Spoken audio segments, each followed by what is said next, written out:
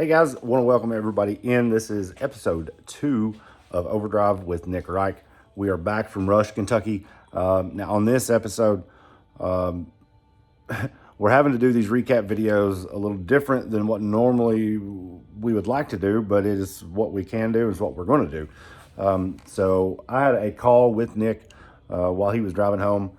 So, there's no actual video to this. So, you guys on YouTube, I apologize, but you can turn the sound up and catch this.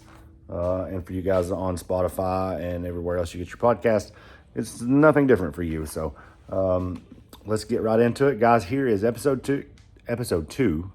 Our recap from Rush Off Road with Nick Reich, and we talk a little bit about the Outlaw race too down in Arkansas a couple weeks ago. So here you go, guys. Let's get right to it. All right, guys, we're here with Nick Reich for, I guess this is episode 2 of our little show here.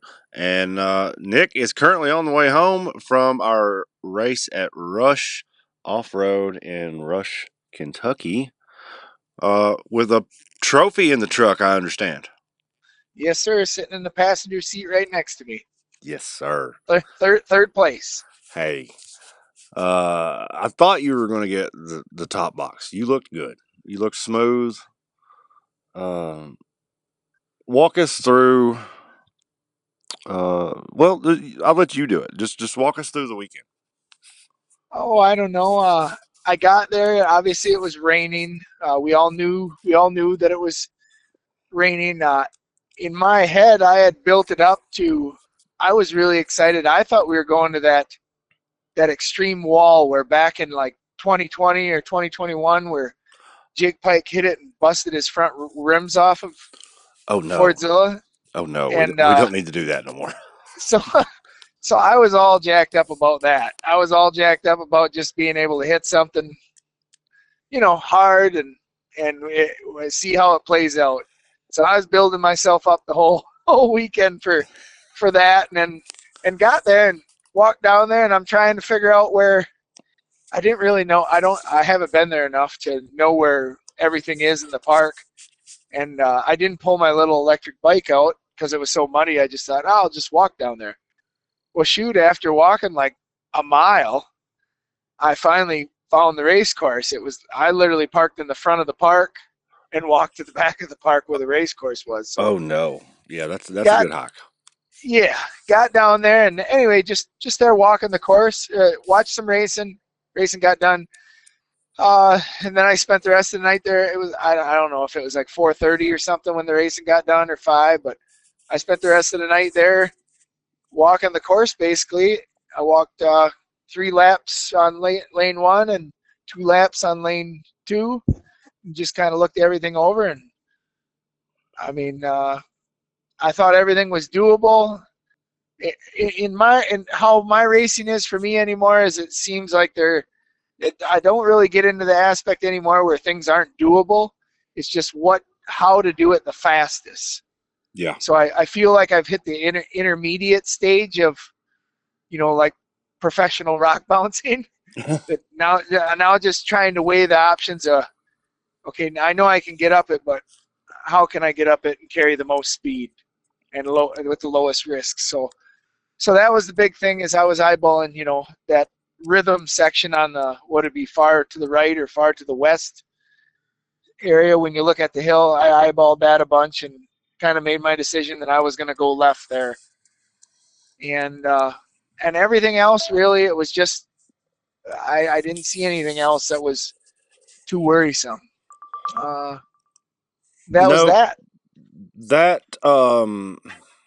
That course, typically the little rhythm section, the little uphill rhythm, that's the old jump. And I questioned. I said, "Why did we cut the jump out?" And they'd talked and said we had been doing that for over 10 years now, and it was time to change it up.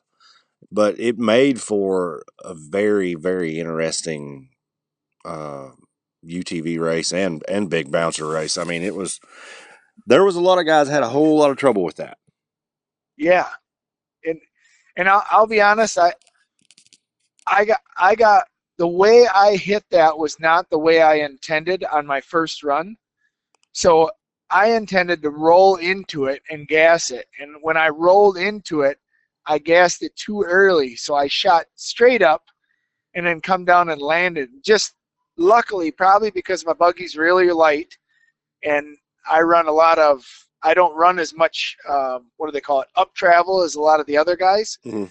is that I had a lot of spring compression and I was able to keep contact with the earth and, light and traction and pull myself out of it. So there was, I think, a lot more luck involved there than than probably what everybody give me credit for. But it worked, so that's all that matters. It that was Friday night. There was a couple guys pre-running a little bit, and they went up it, and I didn't think I knew the UTVs would have trouble, but I didn't think it would cause so much trouble as it did in the bouncer class. Um, but you had the top of the field, your top 5 or 6 guys.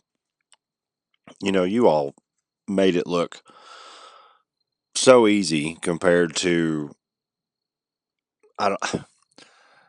I'm trying to. How tall is that little ledge? You think? Probably on the short side, probably 9 feet, 10 feet, Yeah, vertical, and straight yeah, vertical. and on the short side that would be your far left, and then other side maybe 4 more feet, so maybe 14 feet or 12. Somewhere 2 to 12, 2 to 4 feet more on the far right side. It's so crazy what you guys can do um, in those machines now. It's just they're so dialed in. Um, was there anywhere else in the course that you thought might give you trouble that didn't, or vice versa? Yeah, it was the very beginning there. The very beginning, I really wanted to hit that. Well, I know everybody did. Everybody was looking at right out of the gate. Right out of the gate, when you come out and you went straight into the wall there, Hmm. like everybody wanted to. Everybody's thoughts were, how fast can I hit this? I don't. Nobody wants to endo up going uphill type type deal, and you just you're when you hit something at such high speed, sometimes you don't even have the possibility to make a correction to drive out of it. Yeah. And that was one of those things where you want to hit it so fast, but you want you want to have time to correct or a chance to drive out of it if it gets squirrely. So everybody, I know everybody was thinking the same thing. They all wanted to do like what Daniel did. Like that was literally it. Everybody was thinking that. Like, let's just never lift. Hit that thing and just never lift. But of course, I suppose 99% of us either chickened out halfway, or we were giving her and like, is this worth it? I don't think it's worth it at this point, So, but it was sure.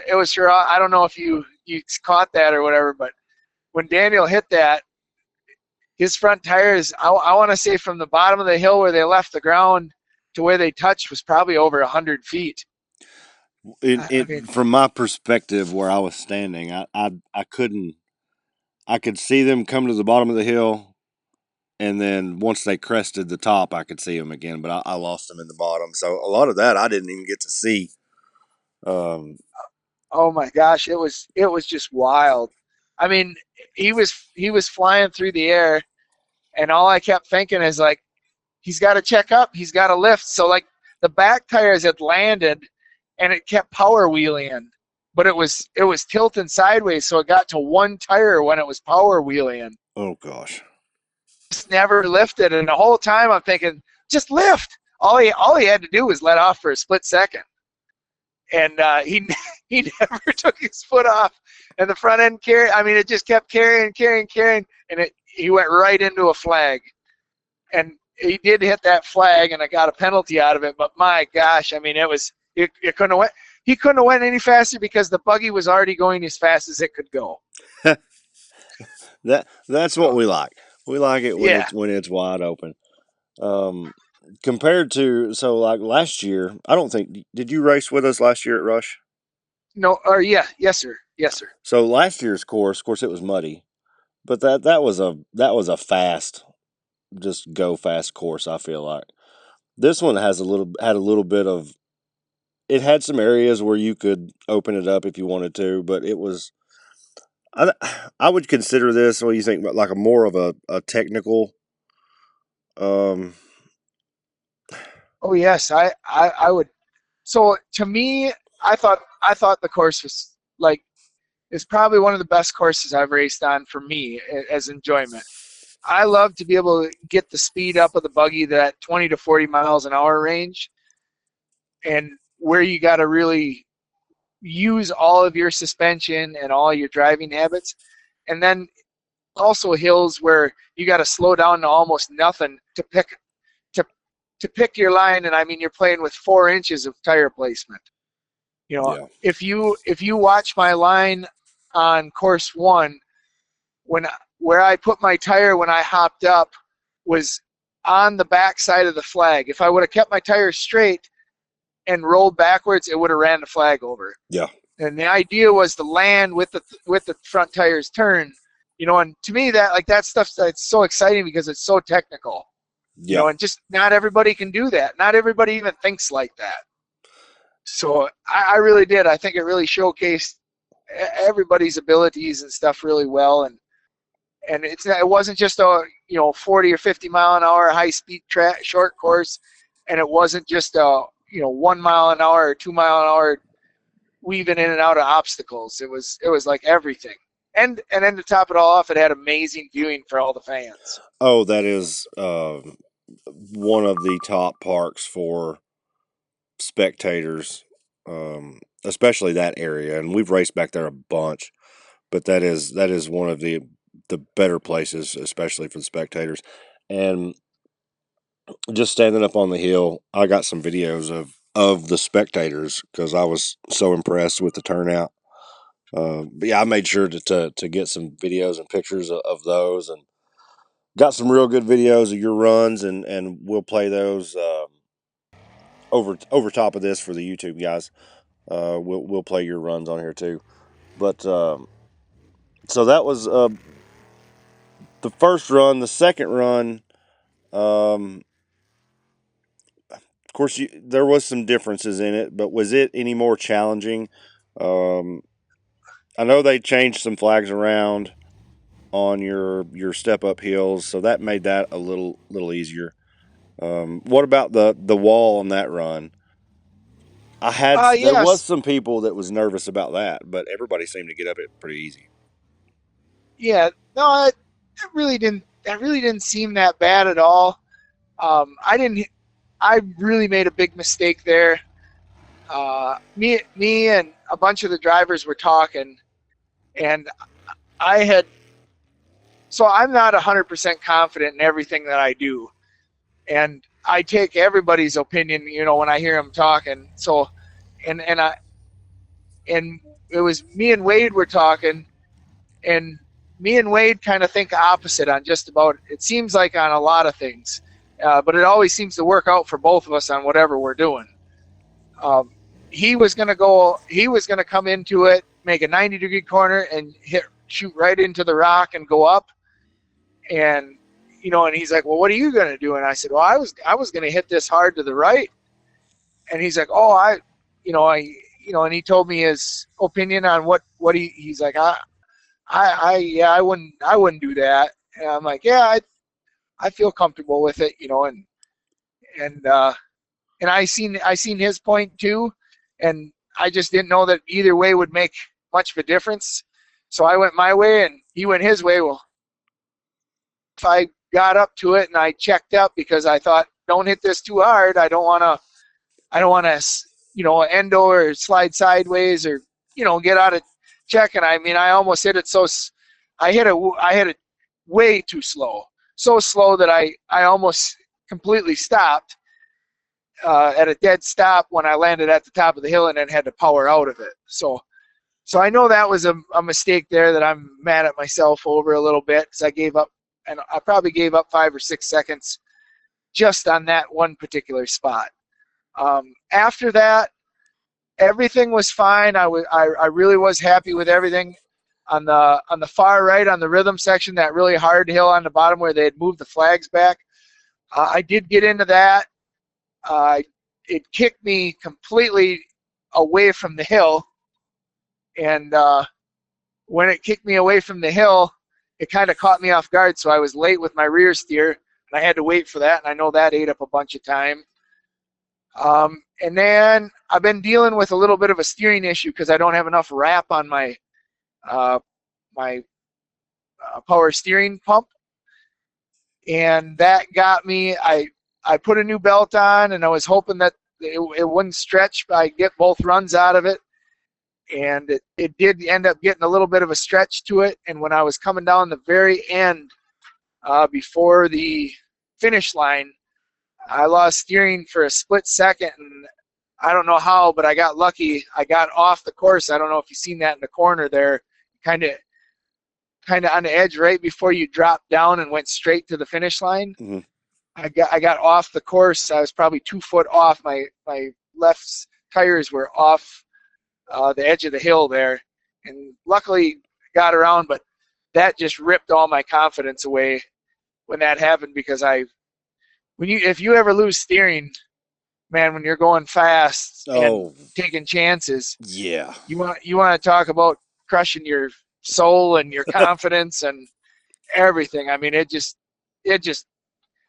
wipes it out of you. So I was really lucky that it was at the end, because if that would have happened just a little bit, 10 seconds or even 30 seconds earlier, my whole run the speed would have just been dropped tremendously.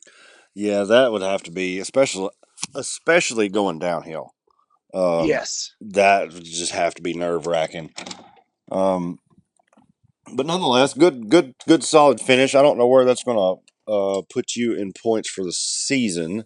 I hadn't done the math on that, but you should still be right in the hunt of that. Third place overall. Was there? So we got to notice, and I was talking a lot with Matt Myrick. Me and him were standing up there by each other, and Yep. there was a couple guys that me and him were watching that really impressed us with their, I don't like saying the word improvement because I think all you guys are good, but there was a couple guys that were really on it this weekend that usually can be wild cards. Oh yeah. Was Ben there? Driscoll? Yes. Ben Driscoll and Johnny Gibbs. Yes. My gosh. Yes. Those guys are freaking amazing. Those were the two me and Matt spent 20 minutes talking about on the hill. Yep. And I had a good conversation with Ben, and he was just gut wrenched with that rollover on his second run, because his first run was so good. Yep. And that run was going so good until it didn't.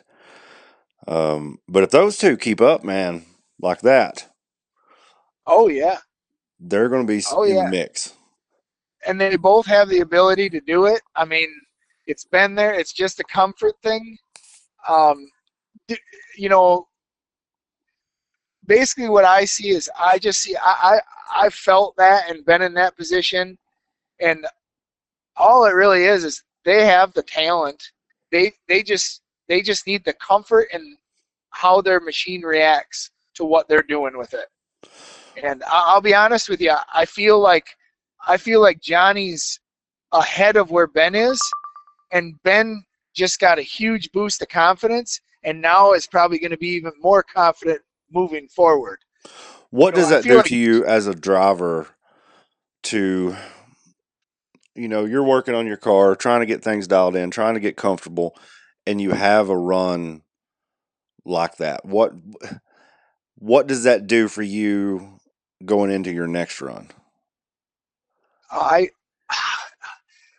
So it's weird because it's different when it comes to the time frame in which it happens. And what I mean about that is your skill set. So I've had it happen when I was like last year at the beginning, at basically not having a lot of seat time in the buggy and not even being really comfortable with it. And I had like, I think 3 or 4 runs in, and all of a sudden I had a run that was just like it was a home run, super fast, like second place finish. And I was like, yeah, oh my gosh, I really am good at this. This is awesome. And then all of a sudden you have 2 or 3 that beat you down.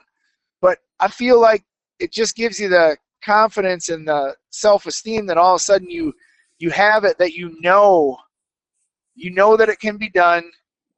And I feel like it just increases your focus overall, and you start looking at like, okay, where did I mess up? What did I do wrong? How can I not make this happen? I got to quit doing that. And you kind of start drawing your own plan of things that you don't want to do, and that things that you do want to do better, Yeah, so I I noticed Ben was one of the guys out there Friday night, really looking at the course, doing a little driving, and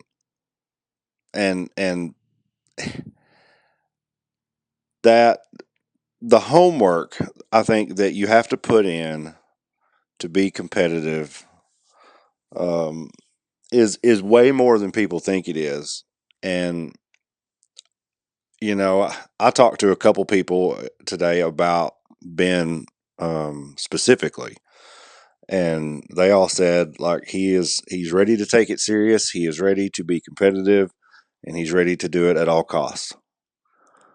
So I guess he's just had that bad run, and he's tired of having that bad run. And if he gets that focus and continues on, man, I was really really impressed with him.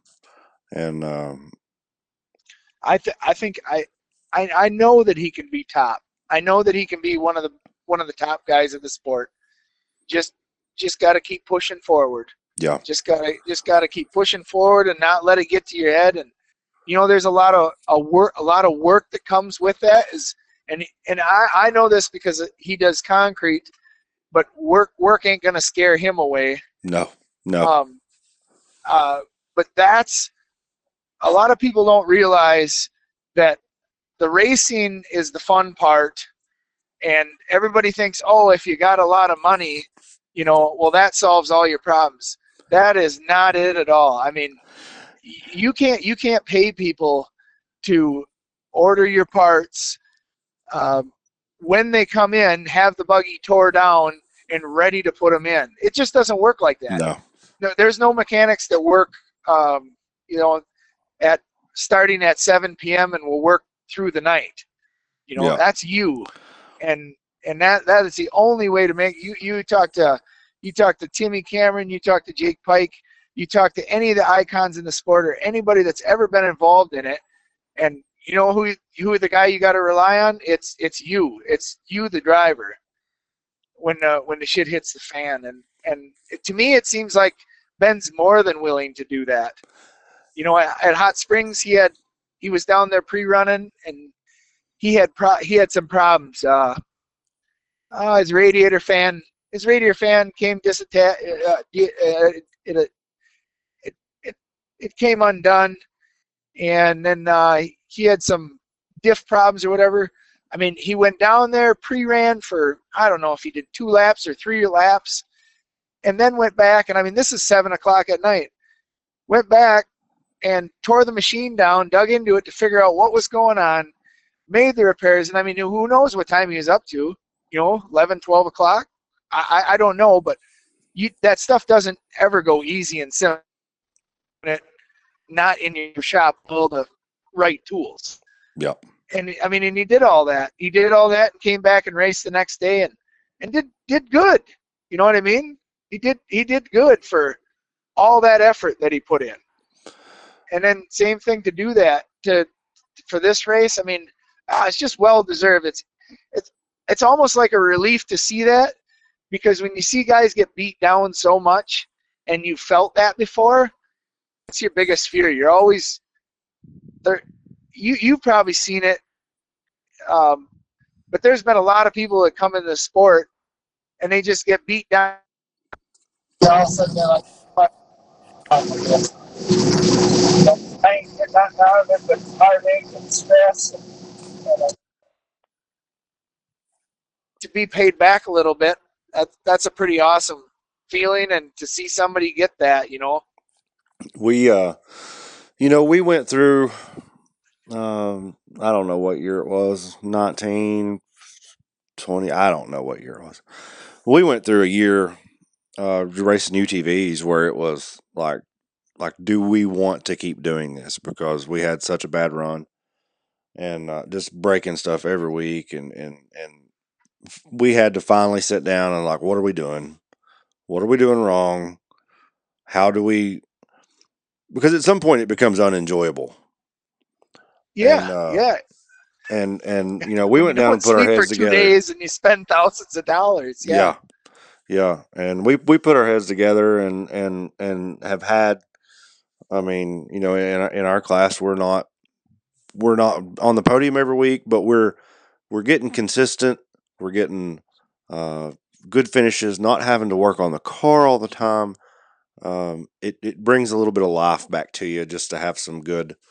It's like, dude, I used to play golf, right? Horrible. I'm horrible at golf.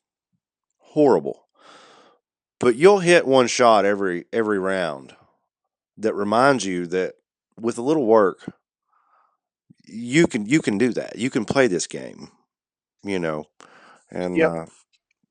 and I think he's on the right track because he can drive, and he's finally figuring that buggy out.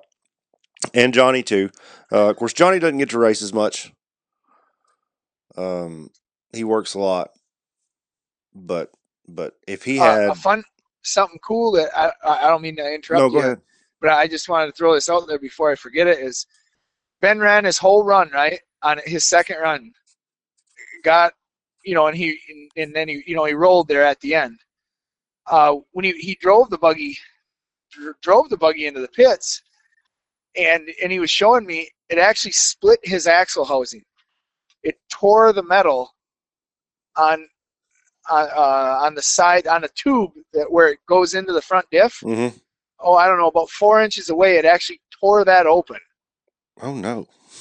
So I didn't get to see his crash, but I'm assuming it must have been violent, or if it wasn't, that had to happen on a different run or a different part of the run. Because I mean, it opened it up. Oh, it had to open it up like a quarter inch. I mean, oil came right out of there. I was standing there and I didn't think it was that excessive. So that may Uh-huh. have been a fatigue from something else that just opened at the moment. Yep. But Yep. man, I hate that. Hopefully he'll have that thing fixed and ready to go for Oklahoma this weekend. Y'all have got a quick He will. turnaround. Yeah. Uh, But Johnny, like you were saying about Johnny, I mean, he's doing the same thing. I just know this because I know Johnny pretty well, and I know we work with all the same people for buying parts and stuff like that. And I know, like, he put a tranny in. I know all the things that he's going through and learning, and like what he went through at the Outlaw race where he was having a killer run and his linkage was messed up. And I know that he's just, a guy gets so beat down on these little things, and pretty soon is what it happens is you're like, I'm going to go over everything 5 times, to make sure there is nothing wrong, no matter what. So I don't miss nothing.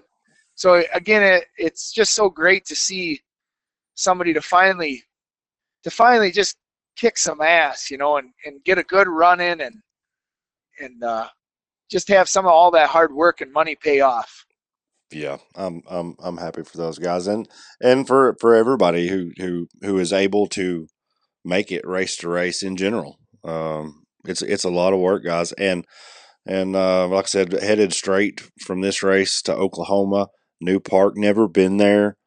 I am excited to see I'll be glued to the old YouTubes to watch the live feed. Not going to get to make that trip myself, but you guys have a short turnaround time to head right back out there. And you said it a minute ago, so we'll back up. Since we've talked, you guys have raced. You had an outlaw race last weekend. Now, Yes, sir. let's talk about that for a few minutes because um, let's not pretend that I don't know because I just don't know. Um, I I have no idea what happened at Outlaw Race. Do you want to talk about that and walk through that a little bit? Oh yeah. We might as well.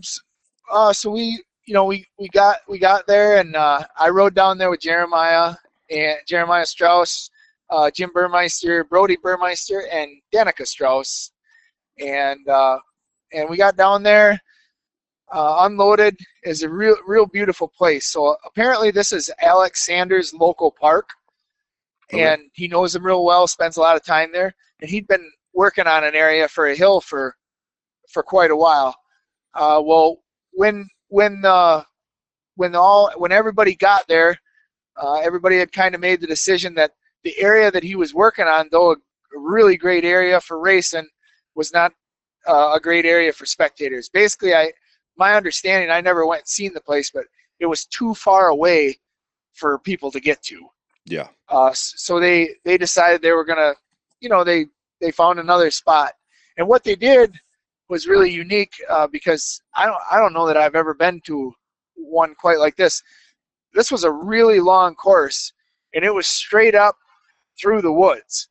So I mean, your probably average mile an hour was probably 4 miles an hour through the woods. Oh man. I mean, and some of the trees we had to go in between. I mean, you only had 6 inches, and I mean, they did that for, I want to say, like an 1/8 mile. You weaved in and out for an 1/8 mile through the woods to get to this giant hill climbing. Both courses were similar with this. They didn't have any really crazy obstacles. It was just all through the woods, kind of through a rock garden and like maybe a very old creek bed where you get up to this big wall. And when you got up to this big wall, both the climbs were gnarly.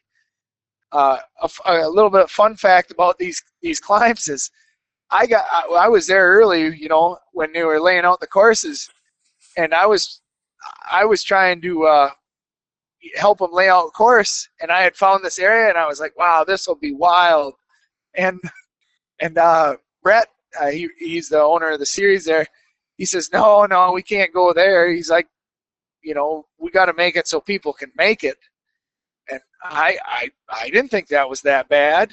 Well, it was pretty funny because we went over to where I thought was going to be really easy, and only 3 rigs made it through there. Oh man.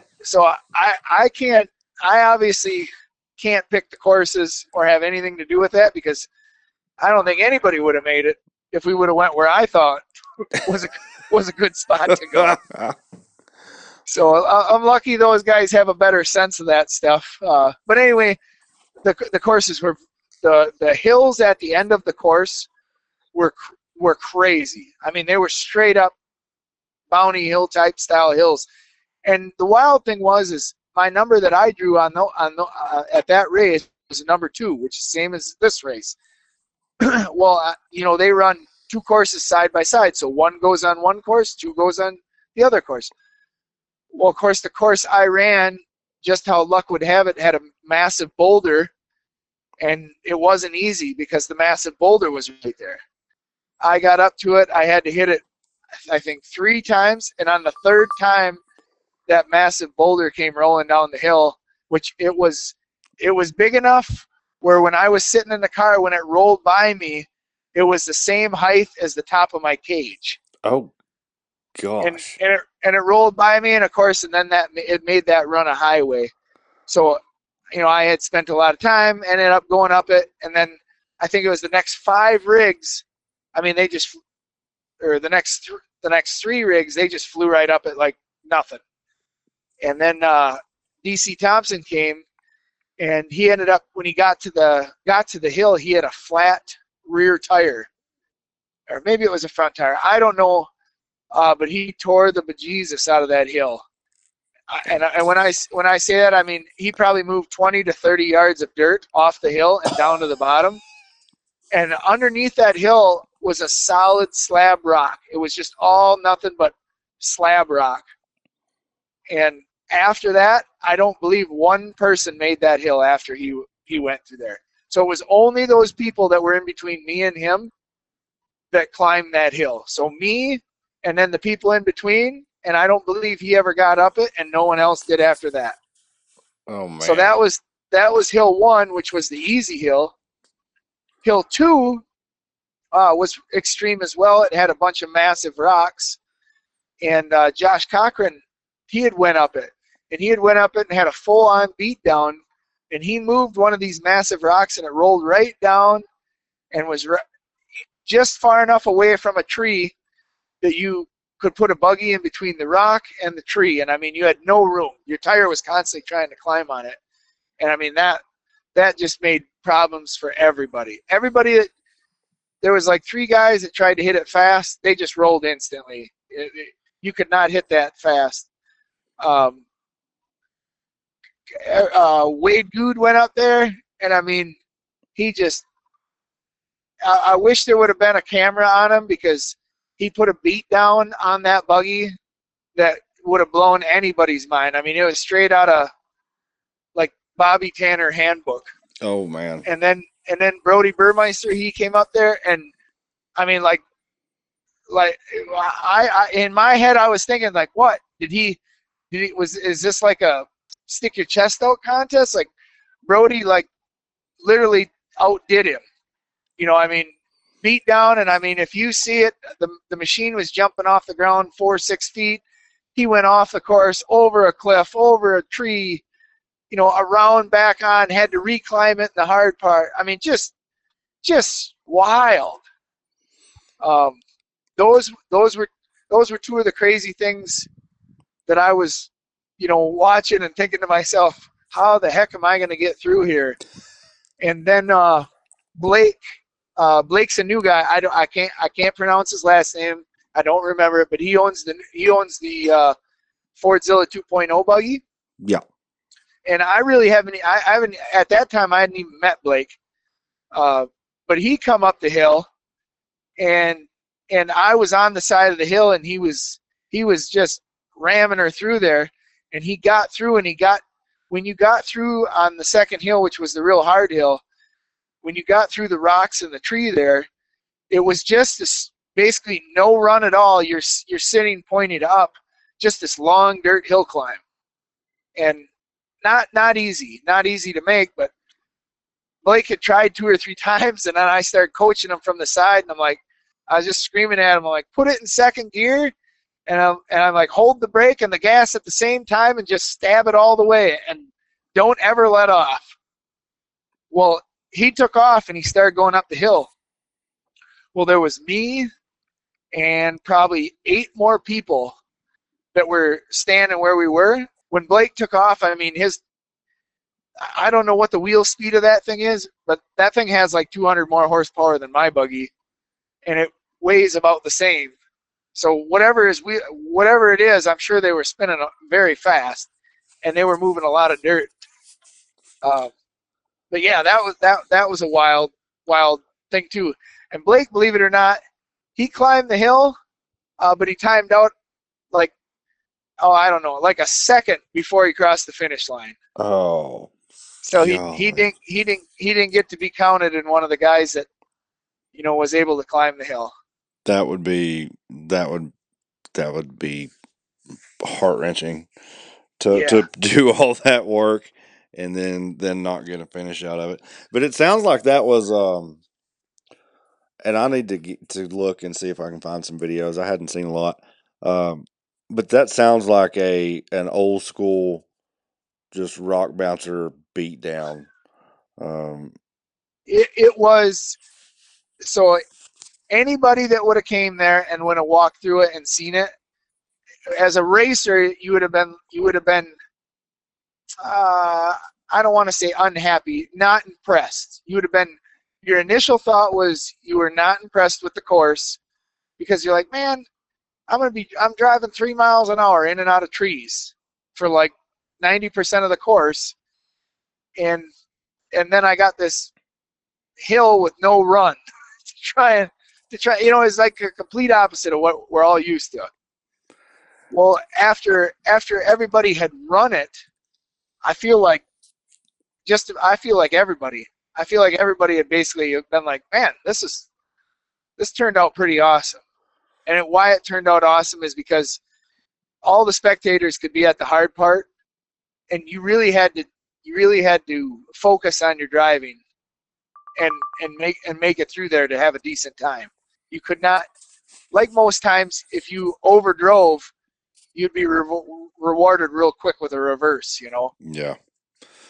So, I need to get to another outlaw race. It's been a while since I've got to attend one of them. It's a good change of pace, and it's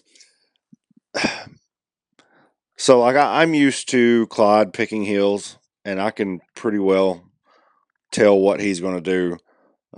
Outlaw, you never know.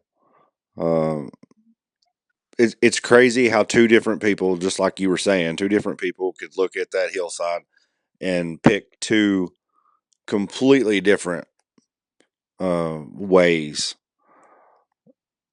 that they want to run on, and it's just it's cool to see different perspectives, I guess. yeah.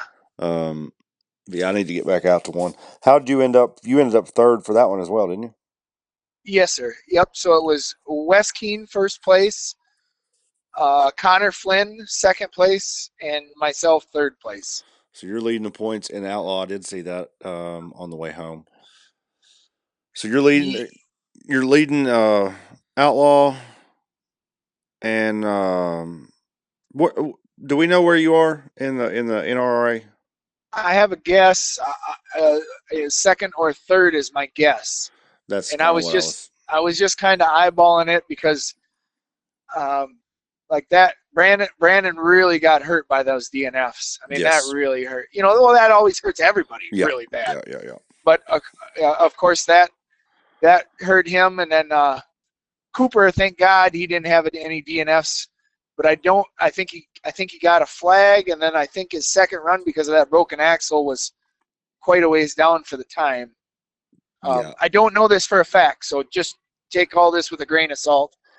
But I know that I don't know what he placed, but I know it wasn't probably the greatest. He I don't know what his point total was, but he finished, I think, fifth for the day. He did get fifth. Yeah, I think he got fifth. Yeah, that's better than what I thought. So yeah, he got fifth for the day. But like so I said, he I don't could know be where right his in points there. falls. Yep. But I think that was just due to there was a lot of DNFs on the first run. Oh yeah. When we took our lunch break, it was 1:00, 1:30, and I was like, "Oh man, we're going to be here all day, like all day." And then the second run went pretty quick, so we managed to get out of there. But man, it was just a good weekend of racing. You're right about the DNFs, because something that just popped into my head is I was really excited. I was happy with my runs because I didn't take a lot of risk, and I felt like they were fast. Mm-hmm. Where I'm going with this is that I had in my head that I for sure had a second place, and there really wasn't anybody that could touch me. And when Daniel went flying and hit that flag, I thought, well, he's out of the running. I thought that instantly. I'm like, he's out of the running. Well, that posed not to be the case, because there was only 5 people that completed that course, or however it was. The flag penalty didn't affect him anywhere near as not much, because the runs that came after him were slower anyway, and there was only a couple that had actually climbed it. Yeah. So it literally bumped. You get so many points, and because it isn't based off of time. It pushed him ahead of me for that. So I know that was pretty awesome for him and well deserved, because I mean he took it further than anyone else. So I mean I give him kudos for taking all that risk, and it worked out. Yeah, and so just for our listeners, on my other show, we've talked about the points a couple times in depth. But for you guys who may be new to the channel and listening here, the way the National Rock Racing Association works, you based on your finishing position per hill, you get so many points per run. So if you're the fastest, you get 50, and then it kind of trickles down. Same with the second run. So like he was just explaining, if Daniel Heckley has a slow run with the penalty, if there's 10 finishers, he would get 10th place points. But with the way it works, if there's only 5 finishers, he could be the last person, but still be a top 5 and get top 5 points. So it's not a killer in situations like that. So you get your accumulated points, and that's how you determine winners. I know a lot of series do combined times. Or best of times. I've seen some series do that. But in the National Rock Racing Association, we do things a little different. So that's where that is. And if you guys want a better explanation on that, you can hop on the National Rock Racing Association's website and check out. All the results are usually posted after the race by Monday, Tuesday at the latest. And you can kind of They see do a how those really good points fall. job at keeping us up to date and the point standings. They really do a good job at staying on top of that. Yeah, it's good to get that out. But yeah, good weekend of racing, man. I'm excited to see this new park out in Oklahoma. See how you guys do out there. Hopefully, it's another good, smooth, uneventful weekend. And Yes, sir. if it works that way, you'll be right back on top of them boxes soon.